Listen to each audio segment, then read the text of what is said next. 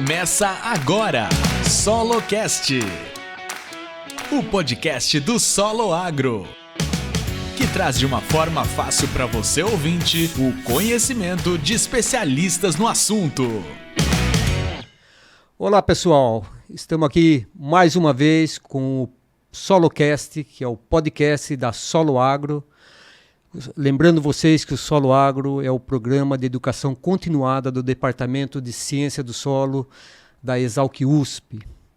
Hoje nós temos aqui a ausência do nosso titular, o professor Alione, mas eu estou aqui para substituir, logicamente que nem sempre com o mesmo brilhantismo dele, mas vamos fazer o nosso melhor, tá? E hoje nós temos uma conversa muito bacana, mas antes de iniciar a nossa conversa, não vamos esquecer que o Solo Agro, ele tem vários cursos pelo Brasil, nós temos treinamentos, nós temos também eventos que nós realizamos com o sentido de levar a informação do agronegócio até você. Para isso você acessa a nossa mídia social ou as nossas páginas, que é o soloagro com 2ls.com.br. Tá? Então, entrando já no nosso assunto, hoje nós vamos falar de um tema extremamente importante dentro da agricultura brasileira, que é o nematóide. Quem não tem problema com nematóide? E nós trouxemos hoje um profissional que, para minha alegria, eu vim a descobrir que nós somos da mesma turma aqui da Exalc de 1993. Enquanto ele é um engenheiro agrônomo, ou formado em agronomia aqui na Exalc, eu me formei em engenheiro florestal. Tá? Eu também sou agrônomo, formado em Jaboticabal, só para poder me apresentar um pouquinho para vocês, né? Essa é a minha formação. E meu nome é Walter Casarim. E nós vamos conversar hoje com o Marcelo. E eu vou já puxar o Marcelo para ele se apresentar. Acho que fica muito mais fácil, Marcelo, você se apresentar e falar um pouquinho da sua formação para o nosso ouvintes e aqueles que estão nos vendo hoje. Olá pessoal, uma imensa satisfação estar aqui. Já participo em outras oportunidades aqui de eventos do Solo Agro, mas nessa experiência de podcast é a primeira vez. Então vamos tentar aí fazer um bate-papo, tá? Deixa eu me apresentar. Eu sou Cláudio Marcelo Gonçalves de Oliveira, sou pesquisador científico do Instituto Biológico. E estou no Instituto Biológico desde 1987, e sou nematologista lá no Instituto Biológico. Mas o meu início na nematologia ele é bem antes dessa fase aí do Instituto Biológico. Eu tive uma oportunidade única na minha vida. Enquanto aluno do colégio técnico, eu tinha 16 anos de idade e apareceu uma oportunidade de fazer estágio na Luiz de Queiroz com o professor Ailton Rocha Monteiro. Então, com 16 anos, eu comecei a trabalhar com nematóides e é uma das paixões que eu tenho na vida. Tenho outras paixões, mas nematóide é uma delas. E isso me impulsionou a fazer o curso de agronomia. Mas vou ser sincero para você, Walter, não foi para ser agrônomo, não. Eu queria ser nematologista. Bacana. Daí eu tive a chance entrei na Exalc, comecei no mestrado, e no primeiro ano do mestrado teve o concurso do Instituto Biológico. Eu prestei o concurso, passei, deu tempo de finalizar o mestrado, terminei o mestrado em dezembro de 96, de 96, e fevereiro de 97 eu iniciei meu trabalho no Instituto Biológico, onde estou até hoje. Tá? E nesse meio tempo, também tive uma oportunidade única também na minha vida de fazer o doutorado fora do país. Passei 3 anos e meio na Escócia, e onde eu fui aprender a usar as técnicas moleculares para a identificação de nematóides parasitas de plantas. Na época, né, era uma novidade para o nosso país, não havia nenhum profissional, né, nessa área, atuando usando técnicas moleculares. Então, quando eu voltei, eu tive essa oportunidade de implantar, né, todo esse conhecimento que que eu aprendi lá na Escócia, na rotina do laboratório de nematologia do Instituto Biológico. E estou lá até hoje como pesquisador, e nos últimos 2 anos ainda tive um convite também desafiador. Eu sou o diretor técnico do Centro Avançado de Pesquisa e Desenvolvimento do Instituto Biológico em Campinas. Então, eu tenho que acordar um pouquinho mais cedo para dar conta da parte de nematóides e também da parte da administração. Perfeito, perfeito. Muito bacana, Marcelo.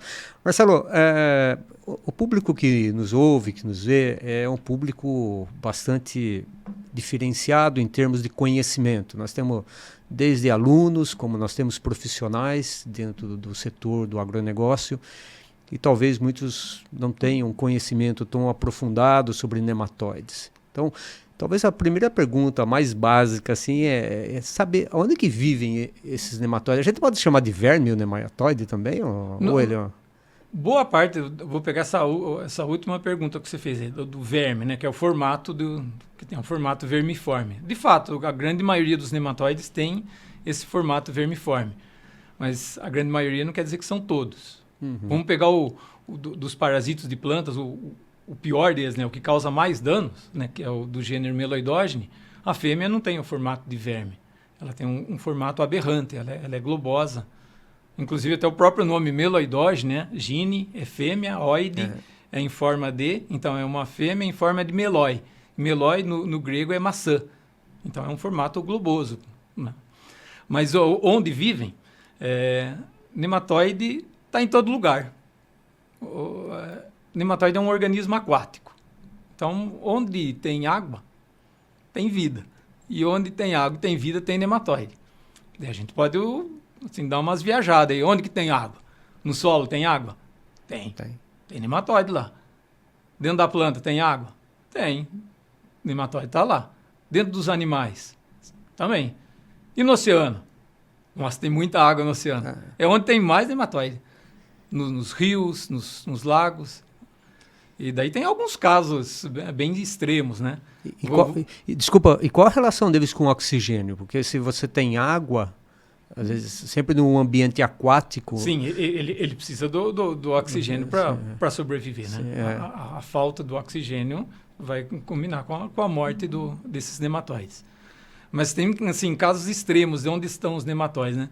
Vamos pegar um trabalho aqui na costa brasileira, né? Na área de extração de petróleo, foi feito um buraco lá de 1.350 metros. Tiraram uma amostra, foram fazer a extração para ver se tinha nematóide lá. Né? Tem um caso mais recente aí na Sibéria. Pegaram uma área remota da Sibéria, acho que nas beiras do rio Kolyma, e tem geleira, né? Nessa geleira, extraíram os nematóides que estavam congelados. Esses nematóides ainda estavam vivos e fizeram a datação, né, desse material, dá 35 milhões de anos. Então, podemos dizer que o nematóide, nesse caso, é mais velho até que o Raul Seixas, né? O Raul Seixas tinha 10 mil anos só, né? Mas, então, ele está em todo lugar. Só que dele estar em todo lugar não quer dizer que todos estão causando danos. Então, vamos pensar daí numa segunda fase do parasitismo. Uma parte parasita os animais, né, dá em torno de 15%. Outros 15% parasitam plantas. Mas aí, e o restante? Né? Esse restante está fazendo o quê? São nematóides benéficos. Então, são nematóides que estão ciclando nutrientes, são nematóides que estão se alimentando de fungos e bactérias. Então, a grande maioria dos nematóides são benéficas. Daí, em termos de parasitismo de plantas, entre 10% e 15% das espécies descritas que vão causar danos às plantas. Então, não dá para você falar assim, na minha área não tem nematóide. Tem, mas não quer dizer que os nematóides que estão na sua área estão causando prejuízo às plantas cultivadas. Então, isso significa que dentro do meio agrícola, ou dentro do solo, ou dentro da planta, nós temos tanto aqueles que causam prejuízos, como aqueles que não causam prejuízos. Isso, exatamente. E dentro desses que causam prejuízos, nós temos meios eficazes para controle, ou para diminuir esses danos? Graças a Deus, temos. Temos meios para evitar a entrada dele na área e meios de conviver com eles na área. Tá? Mas o primordial, primeiro é você conhecer o que tem ali, para diferenciar, porque o modo de parasitismo é diferente de uma espécie da outra. Daí é essencial o trabalho de um taxonomista, para saber exatamente o que tem. Né? Então, por isso é crucial que você faça uma boa análise nematológica para se identificar os nematóides, as espécies que ocorrem, né, nessa área, e com base nessa informação você vai adotar os diferentes métodos de controle. Mas uma coisa é certa, é melhor prevenir que ele entre na sua área, porque uma vez presente nessa área, né, os parasitas de plantas, você não consegue erradicá-los, é praticamente impossível. Você tem que aprender a conviver com ele. Daí. Então, mas daí há várias técnicas para que você possa conviver com esses nematóides. E em termos de proliferação, porque se ele entrou na sua área, às vezes ele tende a se proliferar sozinho ou são meios que vão fazer essa proliferação? Certo. Como todo organismo vivo, o ambiente é fundamental para que ele se estabeleça numa determinada área. Vamos pensar nos nematóides parasitos de plantas. Eles são parasitos obrigatórios. Então, como é um parasito obrigatório, ele depende da planta hospedeira. Então, ele tem que ter essa relação com a planta hospedeira, e a planta hospedeira tem que estar adaptada a esse ambiente. Então, se a planta está se desenvolvendo, o nematóide é parasita dessa planta, ele vai entrar nessa planta e ele vai se desenvolver. Com relação à reprodução, nematóide se reproduz muito rápido. Então, vamos pegar esse exemplo que eu falei do pior aí, que é considerado o pior, que é o meloidógene. Ele é pior no mundo, né? Em qualquer lugar do mundo que você vá e faça uma pesquisa assim, qual é o pior nematóide parasita de planta? Eles vão dizer que é meloidógene. E qual a razão? Porque ele ataca um grande número de plantas hospedeiras e a fêmea é uma máquina de reproduzir descendentes. Ela tem aquele formato globoso, porque dentro dela tem 2 ovários enormes, que ali vai reproduzindo ovos, né? Produzindo ovos. E um ciclo, uma geração, se dá em menos de um mês. Então, vamos imaginar assim, numa área de plantio, vai entrar um juvenil nessa planta. Depois de um mês, esse juvenil, ele virou uma fêmea, essa fêmea deposita os ovos, uma fêmea deposita em torno de 500 ovos. Então, em um mês, um virou 500. Mas esses 500 vão retornar para essa planta e vão atacar novamente. Então, isso vira uma escala logarítmica. Se você pegar uma cultura, por exemplo, como o alface, você tem lá 35, 40 dias. Praticamente você tem uma geração desses nematóides na cultura do alface. Daí você não tem tanto problema naquela cultura. Mas vamos pegar uma cultura que tem um ciclo maior, né? Uma soja, um algodão. Daí os problemas começam a surgir, porque você tem muito mais gerações desse patógeno. Agora vamos piorar ainda. Vamos pegar um café que fica lá 30 anos. Durante 30 anos, a cada mês, está sendo renovada essa população de nematóides. Daí é importante você, dentro desse ciclo, né, de reprodução, você encontrar um meio que você possa interromper esse ciclo. Essa é a base do controle. Okay. Talvez, Marcelo, eu não tenha me expressado bem, mas a sua resposta foi muito bacana, até porque a gente entendeu como que a velocidade com que isso acontece. Mas o que eu quis dizer é assim, eles têm um efeito mais localizado. Como que ele começa a sair dali e contaminar outras áreas. Não, né? Perfeito. Nematóide, de uma forma para um público mais amplo, nematóide não tem asinha e não tem perninha. Então, o nematóide não consegue se locomover, voar, nem sair andando por aí. Quem leva o nematóide de um lado para o outro, sabe quem é? Somos nós. É o homem que faz isso aí. Né? Às vezes, por desconhecimento, né? Começa a trazer nematóide de outro país. Nós temos uma série de nematóides que foram introduzidos aqui no no nosso país. O problema é que a gente não tinha, mas alguém fez esse desserviço, né, de trazer esses nematóides para cá. E dentro mesmo de uma área de cultivo, ele pode ser disseminado por má conservação do solo, ele por implementos, né? O implemento passou numa área que está contaminada, levou para uma outra área, por sementes, mas principalmente aí pensando nas plantas perenes, por mudas. Daí que eu sempre repito, né, nas minhas apresentações, né, que a gente tem que se prevenir, não pode plantar nematóide.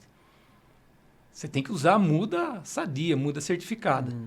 E esse conceito, né, que não se deve plantar nematóides, eu aprendi com o meu mestre, o professor Ailton Rocha Monteiro. A vida toda falou nisso e eu tento dar continuidade a esse ensinamento dele, né? Então, sempre que eu tenho oportunidade, eu repito essa frase dele. Não plante nematóide. Então, se a gente for pensar assim, que na cultura dos citros, na cultura do café, que produz milhões de mudas, como que o produtor ele pode se prevenir para saber assim, ó, a minha muda não tem nematóide ou tem nematóide, né? Ele tem como ter essa informação? Sim, só para você ter uma ideia, né? Anualmente são produzidos cerca de 30 milhões de mudas de café no estado de São Paulo, estamos falando só de São Paulo, 13 milhões de citros ou 8 milhões de mudas de seringueira. Você conseguiria imaginar, né, o que seria da nossa agricultura se todas essas mudas estivessem levando o nematóide de um lado para outro, como era feito no passado? Então, uma das formas de controle, né, esse controle preventivo, ele se inicia com a legislação. Você tem que ter normas rigorosas para a produção de mudas. Felizmente, São Paulo dá um exemplo para outros estados da nação, principalmente para as mudas de citros. Hoje, as mudas cítricas aqui de São Paulo, ela passou por uma revolução a partir do ano 2000, onde foi feita uma normatização dessas normas para a produção de mudas. Foi uma revolução, teve um impacto grande na citricultura. Uma parte dos viveristas, eles chiaram, não ficaram contentes. Mas, só para você ter uma ideia, antes dessas normas, quase que 70% dos viveiros de citros estavam contaminados com nematóides e disseminavam esses nematóides. A partir da promulgação dessa norma, hoje praticamente nenhum viveiro tem nematóide parasita de planta. O mesmo é feito para as mudas de café e para a seringueira.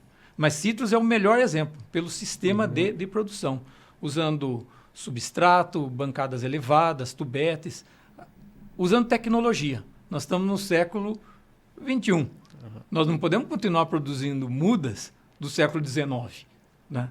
Hoje você quer usar um celular bonzão, né, moderno. Sim. Você não quer usar um telefone discado lá no orelhão. Você quer tecnologia. O tijolão que a gente chamava. Sim, então, mas... E hoje há tecnologia para a produção de mudas sadias. Mas a base é uma legislação.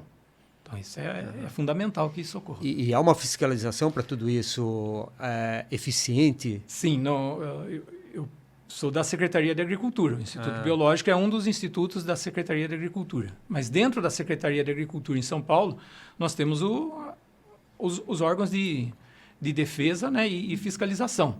E eles são atuantes nesse sistema. Então, começa com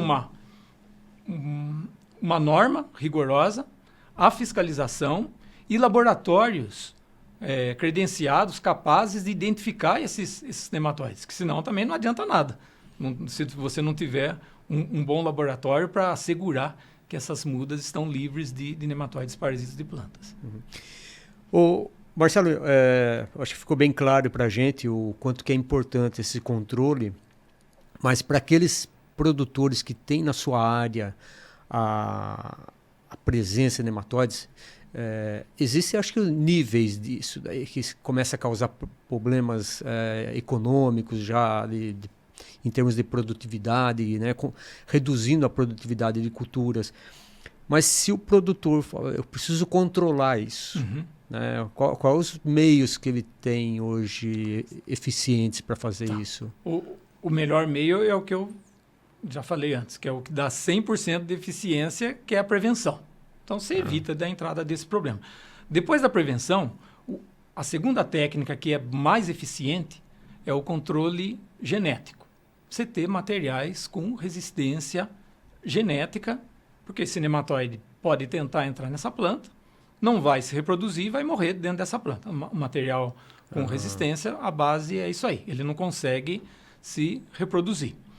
E felizmente, nós temos bons materiais no nosso país, tanto para culturas anuais como para culturas perenes. Mas, às vezes, o controle genético, ele demora um pouco para você obter essas cultivares com resistência. Vou te dar um exemplo de um trabalho que eu participo com o pessoal do Instituto Agronômico em Campinas, né, do pessoal lá do Centro de Café. O Centro de Café, esse ano, vai lançar 5 novas cultivares com resistência múltipla aos nematóides parasitos do cafeeiro.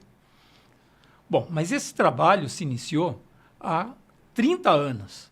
Há 30 anos, um pesquisador do Instituto Agronômico, o Dr. Wallace Gonçalves, que já aposentou, ele saiu pelos cafezais aqui do estado de São Paulo selecionando materiais que ele observava que tinham resistência. Ele ia lá no olho lá do furacão, né, principalmente a região da Alta Paulista, e encontrava materiais que no campo tinham resistência. E foi selecionando. Essa seleção demorou, né, então, cerca de 30 anos e mais recente. Ele se aposentou e um outro pesquisador, o Oliveira Guerreiro Filho, deu continuidade a esses trabalhos e eu tenho esse privilégio de participar dessa equipe. E esses materiais, então, eles vão formar como a base para que você tenha porta-enxertos resistentes de café. Então, e por que não usa ele como pé franco? Porque são coffea canéforas, né? Aqui no estado de São Paulo nós temos a tradição, né, de plantar o coffea arábica, então você pode usar como porta-enxerto e enxertar o que você quiser na parte aérea. Mas foram necessários quase 30 anos. O lançamento vai ser agora. É uma solução. Ela é altamente eficiente, mas ela demora para se obter. Depois da resistência de plantas, você tem uma série de medidas que, se usadas em conjunto, né, dentro de uma filosofia de manejo integrado, elas são eficientes. Um exemplo é tratamento de semente. Para tratar a semente, pode ser utilizado nematicidas químicos ou nematicidas biológicos. Mas isso você pode colocar já na sua semente de soja, na sua semente de milho, de algodão. Além disso, você tem, dentro de um período de entre-safra, isso mais pensando nas plantas anuais, você pode fazer rotação com plantas que sabidamente não são hospedeiras desses nematóides. Então, nessa janela aí de 7 meses entre um cultivo da soja e outra, você pode colocar, por exemplo, uma crotalária, que seguramente vai diminuir a população desses nematóides. Mas junto com essa crotalária, você também pode colocar os agentes de controle biológico. Esses agentes de controle biológico vão ajudar a reduzir a população dos nematóides nessa área, vão colonizar essa área, e quando você voltar com a soja, a população vai estar num nível baixo, suficiente para que você possa cultivar a soja novamente e ter uma boa safra. O que seriam esses agentes biológicos? Certo. Os agentes biológicos. Hoje, Walter, nós vivemos uma nova era dentro do controle de nematóides usando agentes biológicos. Se você fizesse essa pergunta assim, há 20 anos, né, ou 30 anos atrás, aí, dá para usar agente de controle biológico? Eu ia falar para você, dá, mas nós não temos esses agentes disponíveis em escala comercial. Hoje, felizmente, né, é um apoio, é um estudo intensivo das universidades, dos institutos de pesquisa e das empresas. Então, hoje nós temos bons agentes e que viraram produtos comerciais. Vou dar um exemplo, é a pocônia. A pocônia foi um fungo isolado na Universidade de Viçosa.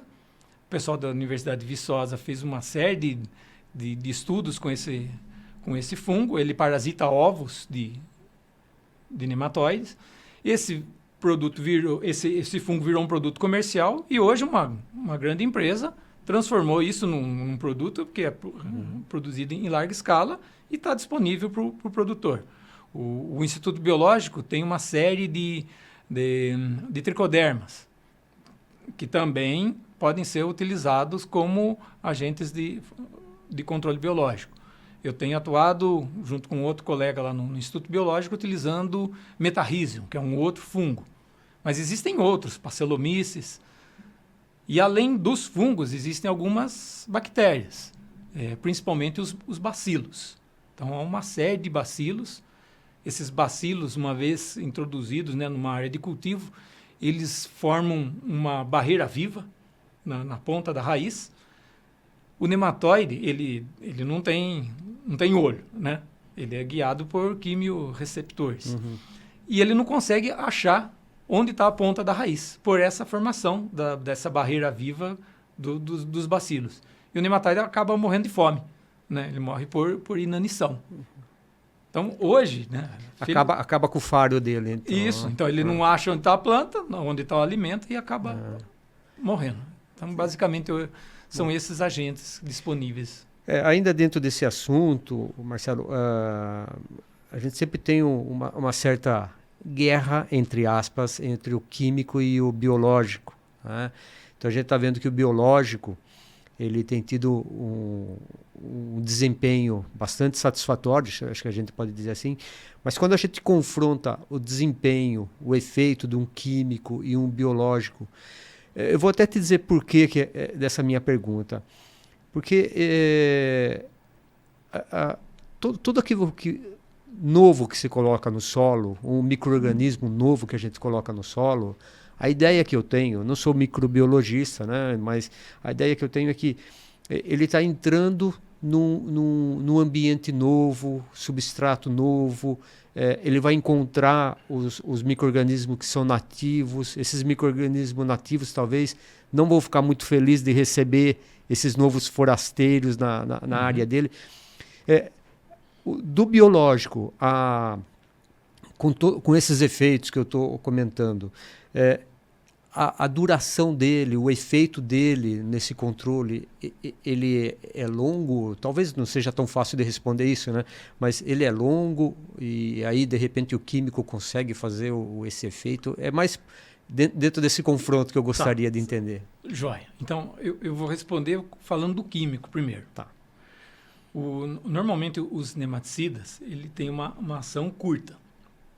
Ele vai agir em torno de 6 a 8 semanas.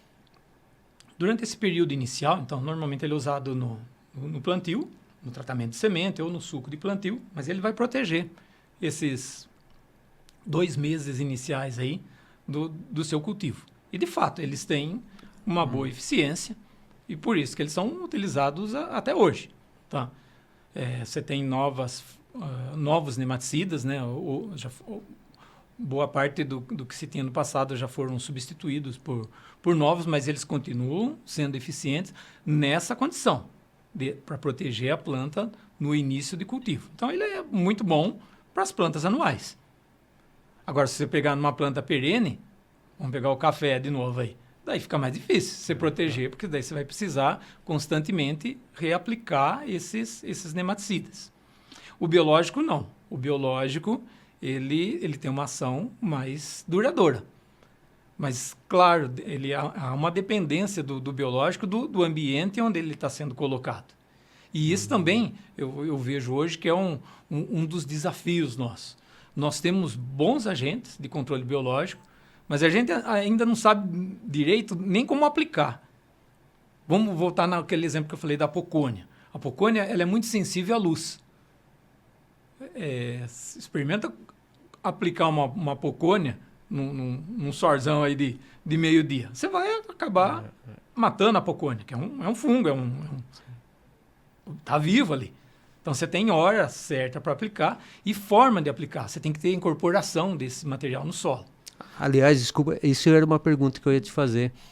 Em termos de profundidade no solo, até onde eu encontro... Bom, pelo que você disse no início, talvez nós tenhamos a presença de nematóide a metros de profundidade. É verdade, porque nematóide é um parasita obrigatório. Então, onde tem raiz, potencialmente ele pode estar parasitando. Se você quer colocar um agente para controlar esses nematóides, você tem que colocar onde ele está. Né? Não adianta você aplicar na parte aérea. Como é que o fungo vai descer lá da parte aérea para pegar um bicho que está lá no solo? Você tem que colocar ele junto do solo. E esse é um dos desafios, de pôr esses agentes biológicos. Agora, aproveitando ainda a sua pergunta, uma outra ideia, né, que pode ser utilizada no controle biológico é você isolar organismos que estão na sua própria área. Então, vamos dizer, na sua área de cultivo, você está lá plantando soja. Há meios hoje, né, há ferramentas de você identificar os fungos que controlam o nematóide que estão na sua área. Daí a necessidade de você ter um trabalho em conjunto com um microbiologista. Ele tem conhecimento para saber quem está lá e hoje nós temos tecnologia para isolar esse material, multiplicar e reintroduzir na sua área. Então você teria como um produto customizado, já adaptado à sua área de cultivo. Eu vejo que isso é o caminho ideal para o controle de nematóide usando agentes biológicos. É feito isso já? Já existem alguns estudos, né? Eu participo de um estudo financiado pela FAPESP, com o pessoal também lá do Instituto Agronômico, que essa é a ideia. E economicamente para o produtor isso fica muito caro? O caro, ele é relativo, né, Walter? Porque se você tiver um prejuízo, como os nematóides causam normalmente nas áreas de cultivo, daí caro é você não colher, né? E o investimento em pesquisa, eu acho que ele é sempre válido, mesmo que ele demore. Volta lá no café, lá 30 anos. Mas se o Wallace não tivesse começado a estudar há 30 anos, daí não teríamos as cultivares que vão estar disponíveis hoje. Então, o Estado, né, tem que investir em pesquisa, mas a própria iniciativa privada também. Todos lucram, né? Todos saem ganhando. Porque essa pode ser uma situação que o próprio produtor, né, para que ele conheça o seu ambiente, porque é uma coisa bem específica, né? O produtor possa estar desenvolvendo, né, junto com a universidade ou junto com a própria iniciativa privada, né? Até um recadinho que a gente pode deixar para o nosso produtor que está nos vendo, de que você pode, na sua área, saber exatamente quais são aqueles organismos que podem controlar o seu nematóide. Sim, exatamente. Felizmente, né, eu tenho boas parcerias públicas e na parte privada também. Participo, vou dar só um exemplo, né? Acho que não há problema em divulgar isso, mas nós temos um experimento grande na Fazenda da Terra, que fica em Franca. A Fazenda da Terra, ela dá todo o suporte para conduzir os experimentos, os testes nossos. É como se fosse uma extensão até do Instituto Biológico numa área experimental. Às vezes o Estado tem limitações para conduzir experimentos em suas próprias áreas, né? Mas é essencial que você tenha esse apoio da iniciativa privada. Não, ótimo. Eu começo a enxergar assim um pouquinho, porque essa não é a minha área, né? A gente ouve muito de nematóide, mas eu acho uma coisa que você falou que é bastante interessante é essa rotação de culturas que é feita, né? Isso significa que os nematóides eles são específicos, às vezes, para ataque. Tem alguma coisa dentro da planta que favorece o desenvolvimento dele que ele não vai encontrar em outras plantas. Né? Existem algumas plantas, você fez o comentário da crotalária, né? Mas existem outras plantas que pode ser inserida nessa rotação, né? E a gente sempre gosta daquela planta que produza bastante palha também, por causa do plantio direto, isso vai ajudar bastante, né? E tem a parte um pouco econômica disso tudo, né? Mas teria algumas plantas que você poderia nos citar? Sim, mesmo as plantas cultivadas. Dentro de soja, vamos pensar primeiro na soja. Existem materiais de soja que têm resistência a determinadas espécies de nematóides. Daí é o essencial você saber qual é a espécie que está lá. Porque daí tem pesquisa que já prova, que já comprovou que tem cultivares de soja com resistência. O mesmo é válido para milho. Existem milho com resistência à meloidógene javânica. Vamos pegar esse exemplo aí, o meloidógene javânica. É uma das espécies de meloidógene. Mas o meloidógene javânica não parasita o algodão. Então, em áreas onde ocorre meloidógene javânica, você pode usar o algodão, que vai trazer benefício. Meloidógene javânica também não parasita o amendoim. Então, você pode usar o amendoim. Isso pensando em plantas cultivadas com retorno econômico direto, né? Mas a crotalária é um excelente adubo verde. Então, você não está pensando só na parte de controle do nematóide. Você está melhorando as propriedades físico-químicas do seu solo.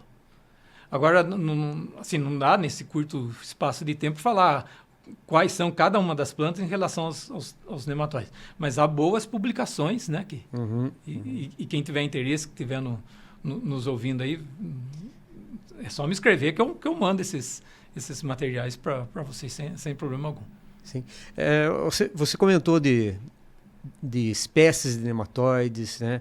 E você citou o meloidógene. Quais outros nematóides que a gente tem que estar se preocupando? Certo. Vamos lá. Dentro de todos os nematóides, pensando em nematóide como em geral, está em torno de 30 mil espécies. Dessas 30 mil espécies de nematóides que são descritas, né, conhecidas na natureza, 3 mil parasitam plantas. Dessas 3 mil, nós temos pelo menos um grupo de 100 espécies que ocorrem aqui vamos pensar daí no Brasil, que de fato elas são terríveis. Além do gênero meloidógene para o Brasil, um outro gênero é o Pratylencos. Pratylencos é o nematóide das lesões radiculares. Também causa danos enormes na cultura da soja, na cana, né? Na cana nós temos Pratylencos zeia, uma espécie terrível para os produtores de cana. Depois nós temos um nematóide que é bem específico da cultura da soja, que é o Heterodera glycinis. Esse é o caso de um nematóide que não tinha no nosso país e ele foi introduzido para cá. Nós temos casos recentes de um nematóide foliar, um nematóide que normalmente se alimenta de fungos, mas que algumas espécies elas têm facultativamente podem se alimentar de folhas, que é o Aphelencoides, e ele pode causar danos na cultura da soja, do algodão, do feijão e um grande número de plantas ornamentais. E nós temos um grupo mais específico ainda que só ataca, por exemplo, citros, que é o Tylenchulus semipenetrans. Ele só ataca na cultura dos citros. Vamos pensar agora numa outra cultura, né, seringueira. Nós temos uma raça de meloidógene exígua, que é a meloidógene exígua raça 3, que só ataca a seringueira. E o prejuízo é imenso. E você só vai sentir esse prejuízo aí, né, quando a seringueira está lá na fase da extração do látex. Com 7 a 9 anos, quando você inicia, você fala, nossa, agora eu vou ter meu lucro, né? Daí o danado do meloidógene exígua raça 3 debilitou tanto a raiz dessa seringueira que a planta pode chegar até a morrer se você for extrair o látex dela. Então, são várias espécies aí que... E dentro desse processo todo, porque a agricultura ela vive de sofrimento, né, parece. Né? Então você tem ali um nematóide que de uma certa forma você conseguiu controlar, você está tendo sucesso tanto com o biológico ou com o químico. Existem mutações que vão trazer novas, não sei se são raças ou espécies, variedade, que pode vir mais agressiva ainda. O conceito principal é o de espécies, né? A divisão final, né, são as espécies. Existem espécies que são mais agressivas do que outras. E daí dentro de espécie há também o conceito de raça, que em alguns casos eu acho que é até meio duvidoso a gente comentar sobre isso. Mas sim, há nematóides que são mais agressivos do que outros. E o monocultivo, você acaba selecionando essas espécies que são mais agressivas. Ou disseminando, né? De uma área para outra, essas espécies que são mais agressivas que outras. E a identificação desses nematóides, ela tem que ser feita dentro de um laboratório, né? Sim.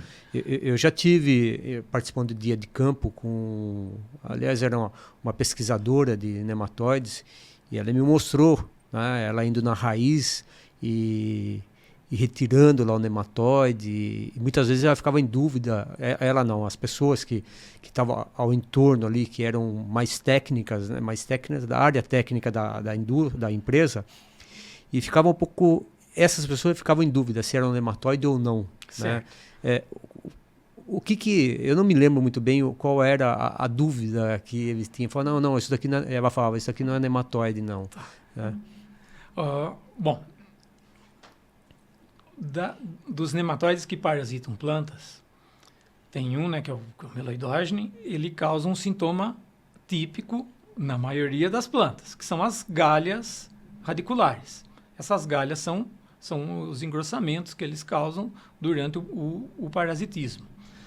As galhas são visíveis. Então, você pode, de fato, tirar uma planta de tomate e você vai ver lá uma quantidade grande de galhas. Então, para falar que tem meloidógene no tomate, isso é fácil. Isso não, o olho humano enxerga facilmente. E na soja, pode confundir Pode confundir com nódulos. Tá. Mas uma diferença é que nódulos, você destaca o nódulo. A galha não, ela é parte da raiz. Perfeito. É um processo que ocorreu a multiplicação de células e o aumento exagerado dessas células. Daí isso vai culminar com o engrossamento dessa raiz. Mas ela é a própria raiz. O nódulo não, você vai lá e destaca. Né? Bom, mas o problema não está aí. O problema está em saber qual é a espécie. Porque o nematóide ele é microscópico. Se ele é microscópico, você precisa de um microscópio para enxergar. As características... Uma lupinha ajuda? Não ajuda muito, não. Porque as características morfológicas, elas são observadas num momento até de 1000 vezes no microscópio. Bom, mas às vezes, até no microscópio é difícil. É por isso que eu parti uma fase da minha vida, né, para estudar as técnicas moleculares. Você vai e estuda o DNA, né, sabendo o DNA desse nematóide, daí você tem uma série de técnicas que facilita muito na identificação. E hoje, né, felizmente, uma série de laboratórios estão equipados para usar essas técnicas moleculares. Elas são rápidas, né, são precisas, né, tem uma eficiência boa na identificação. Mas daí você pode perguntar assim, e lá no Instituto Biológico, como é que você faz identificação? Eu tenho um olho, assim, eu tive um treinamento bom. Né? O professor Ailton me ensinou muito. Né? E tem experiência de vida também que vai... Pois desde... 16 anos. Desde os 16 anos vendo esses nematóides, eu acho que alguma coisa deu para aprender aí, né? Então, o meu olho está treinado. Mas eu não posso pensar em mim, só em mim. Eu tenho que treinar outras pessoas. E uma das formas de ser menos subjetiva e direta é usar técnicas moleculares.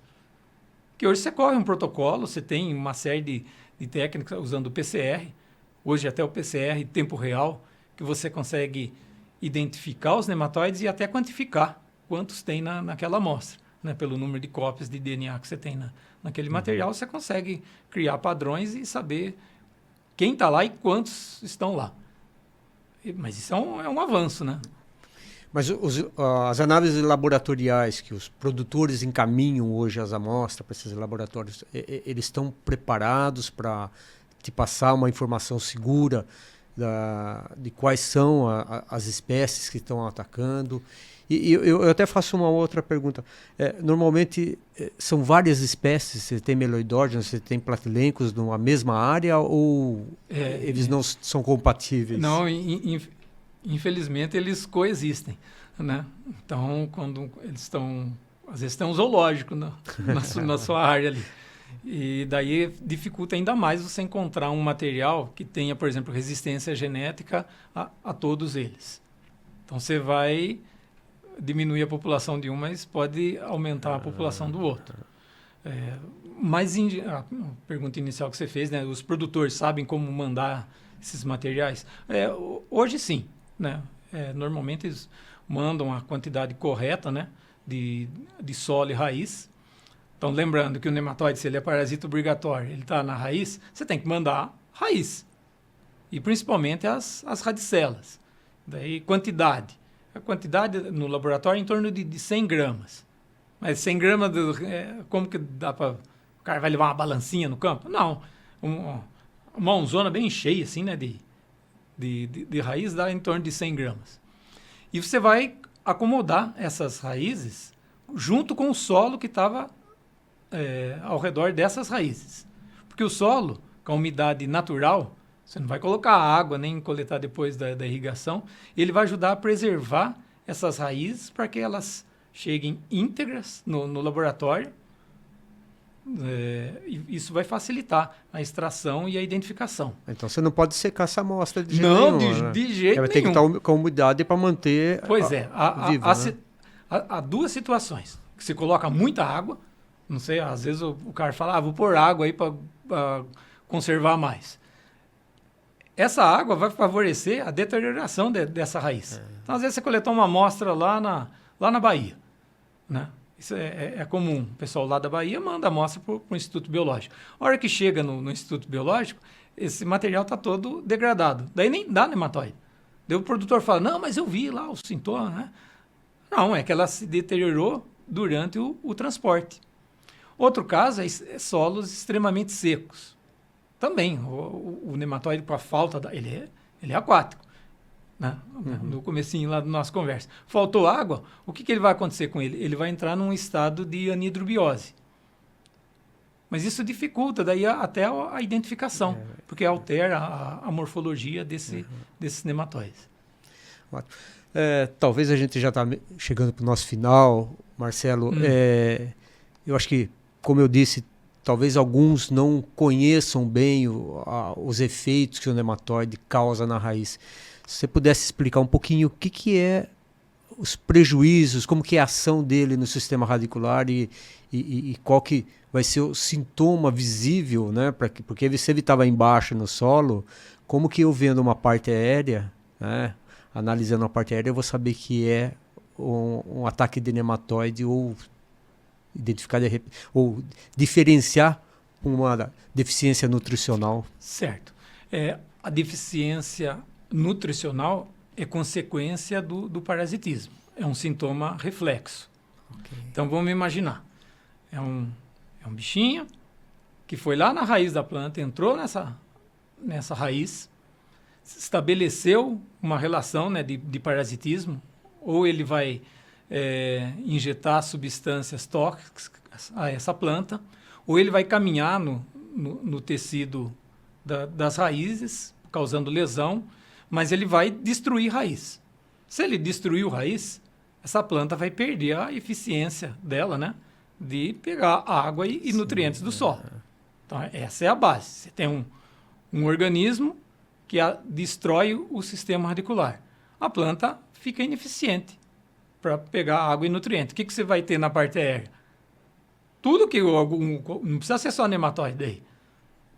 Pode ser um fungo, vai causar um sintoma de deficiência nutricional, você vai ter desenvolvimento insatisfatório e você vai culminar com queda de produção.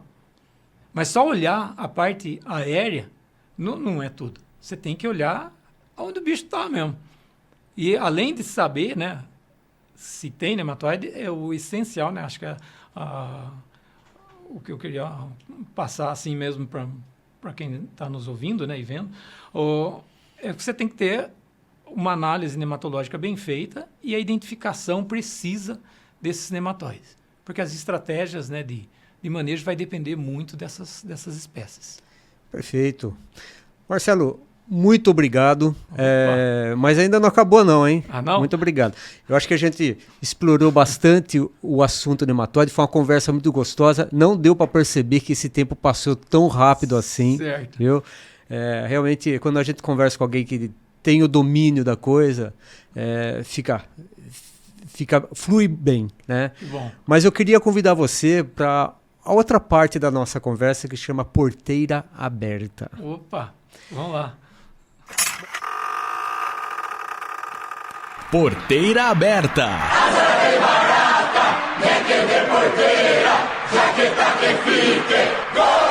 Um momento descontraído com nossos especialistas. Aumenta o som que a nossa prosa é agora.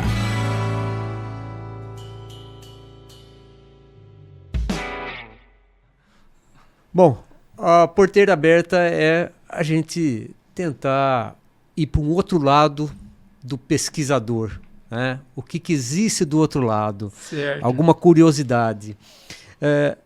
Antes da gente começar o nosso bate-papo, você estava me falando que você esteve 2 vezes na Escócia, uma vez fazendo seu doutorado, depois você foi fazer um pós-doutorado. E tem alguma particularidade que aconteceu na Escócia que você possa nos dizer aqui? Certo. Fora da nematologia, né? Isso. 2 particularidades. Primeiro, eu sempre gostei de futebol, né? Mas minhas habilidades no futebol são meio limitadas, né? Meio na paulada só. Mas lá na Escócia eu jogava futebol toda sexta-feira, lá dentro do instituto. Nós temos um time de futebol lá. E pela primeira vez na vida alguém falou assim, nossa, você é bom de bola, hein? Eu falei, não, acho que não sei. Terra de cego, né? Quem tem um olho... É rei. É rei, né? Mas ali eu me senti um Messi. Né? Teve meus dias de glória lá. Mas ainda relacionado... Você não podia falar assim, um Pelé, um Ronaldo, nada contra o Messi, né? É que o Messi é mais da minha geração, né? Por isso que é a minha referência. Mas podia falar do Raí também, um grande camisa 10 aí, né? Mas uma outra, assim, sempre relacionada ao futebol aí. E a outra paixão que eu tenho na vida aí é o quinzão, né? A nossa paixão. A nossa paixão. Tento acompanhar o alvinegro mais importante do mundo, né? Onde eu estou, né? E hoje em dia facilita bastante. Dá para ouvir as transmissões aí da Educadora 1060 com os comentários de Luiz Reinaldo Arara Leone, né? E em 2014 eu estava lá na Escócia como pesquisador visitante. Em 2014, o Aleone, né, que é o chefão aqui no Solo Agro, né, o nosso mentor aí, ele estava comemorando 25 anos como comentarista esportivo. E eu mandei uma mensagem para ele lá, mandei um zap para ele lá, falei, Aleone, parabéns aí, tô... Daí ele falou assim, escuta o jogo do 15 hoje. E eu fiquei até tarde, porque o 15 jogou com a Portuguesa naquele dia, né? E teve uma parte lá da transmissão, ele interrompeu, né, o Mário Luiz, falou... o Mário Luiz é o narrador. Da Educadora aí. E mandou um abraço, falando... Aí eles pararam e começaram a falar do Marcelo, que tá lá na Escócia, usando kilt, tomando uísque nacional, né? Pô, você tá longe de casa, escutando seu timão, né? E ainda o cara fala seu nome lá, né? Foi uma homenagem isso daí. E em seguida o 15 fez o gol. Falei, nossa! Ganhamos da Portuguesa aquele dia. Então, foi uma noite marcante. Bacana. Fui dormir feliz. Não, mas só para... Talvez alguns não saibam, mas o professor Aleone, ele, além de professor, ele tem vamos dizer, um hobby dele, que é ser comentarista na rádio Educadora 1060 AM aqui de Piracicaba. Então, ele comenta os jogos do 15. Sim. E comenta muito bem. Eu sempre disse para o Leone que se principalmente o Caio da Globo, né, não tomar cuidado, ele toma o lugar do Caio. Porque o comentário... Melhor que qualquer um, melhor que o Neto, essas coisas aí. O Leone é bom. É muito marketing em cima de Neto, Caio, né? Agora o Aleone é o comentarista raiz. O Arara. Mas realmente, Marcelo, para quem estudou fora do Brasil, sabe o quanto que essas coisas mexem com a gente, sim, né? Mas é uma bela homenagem. Mas tem um outro ponto que a nossa conversa ali nos bastidores também eu fiquei sabendo, é que você tem uma filha, né? Você pode explicar bem a formação dela, e que ela te ajudou a produzir um livro sobre nematóides, é isso? Olha só, sim. Minha filha Ana Cecília, né? Acho que foi uma das melhores coisas que eu já fiz na vida. Caprichou mais. Caprichei, né? Mas a Ana cresceu num ambiente, né, da ciência. Minha esposa, Rosana, também é engenheira agrônoma, também trabalha com nematóides. E a Ana se ingressou para a parte da artes, né? Ela estuda artes visuais na Unicamp, está se formando, e ela precisava de um tema para o TCC dela. E no TCC, ela sempre teve uma paixão também pelo desenho, né? Ela falou assim, lembra daquela sua ideia de escrever um livro para criança, né? Contando o que é um nematóide para uma criança. E dessa ideia, nós começamos a trabalhar, já tem uns 3 anos que a gente trabalha em cima dessa ideia. Fizemos um texto, a 4 mãos, né? Escrevemos juntos, e ela ilustrou esse livro. E virou o TCC dela, ela já defendeu com louvor, hein? E eu apresentei essa ideia para a Sociedade Brasileira de Nematologia. A Sociedade Brasileira de Nematologia gostou, né, de levar o conhecimento dos nematóides para um outro público, para as crianças. E ainda esse ano nós vamos lançar o livro Procurando Nemas, né? Que é a história de uma menina que vai lá no quintal dela, vê lá uns pezinhos de tomate com galhas, pede ajuda da vizinha. A vizinha, por coincidência, é uma nematologista, explica o que aqueles nematóides estavam fazendo ali e saem pelo mundo, né, viajando num nemacóptero, né? É um helicóptero com formato de fêmea de melaidógene, né? Bem bacana. E sai andando para o mundo aí, vendo nematóides em diferentes ambientes e explicando, levando o conhecimento para essas crianças. A ideia é que milhares de crianças tenham acesso a essa informação e quem sabe aí desperte o interesse pela ciência em uma parte delas. Tá? Muito bacana isso, muito bacana. Acho que é uma contribuição enorme para as novas gerações que estão chegando. Isso me fez lembrar um pouquinho, Marcelo. Eu escrevi um artigo uma vez chamado Cirilo e o Pé de Milho, que é mais ou menos uma paródia do João e o Pé de Feijão. Né? E eu escrevi muito mais para as crianças entenderem a importância que tem os nutrientes para o milho crescer. Né? Mas é isso. Marcelo, agradeço muito a sua presença aqui no SoloCast. Foi muito bacana a nossa conversa. Eu deixo aí para você se despedir dos nossos ouvintes e as pessoas que estão nos assistindo também. Certo. Não, eu fico muito feliz. Cheguei aqui meio receoso, aí falei, ficar falando na frente de câmera, microfone não. Mas no final é uma conversa boa, né? E acima de tudo, levar, né, divulgar a ciência, divulgar a nematologia para um público amplo, dentro dessas novas tecnologias aí do podcast. Né? Fico muito feliz mesmo, fico satisfeito com a oportunidade, né? E feliz com o convite de estar aqui com vocês. Bom, somos nós que agradecemos. Assim a gente termina mais um SoloCast, que é o podcast da Solo Agro. Lembrando vocês que toda a informação sobre os cursos, treinamentos do Solo Agro, vocês encontram nas nossas mídias, no nosso site, que é o soloagro.com.br. O Solo Agro é com 2 L's, tá ok? Nós aguardamos a presença de vocês no nosso próximo SoloCast, que vai acontecer em breve, sempre trazendo bons assuntos para você que está ligado ao agronegócio. Até mais. Você ouviu SoloCast, o podcast do Solo Agro. Solo Agro é o programa de educação continuada em agricultura sustentável da Exalc USP. Saiba mais nas nossas redes sociais, @soloagro, solo com 2 L's. Obrigado e até a próxima!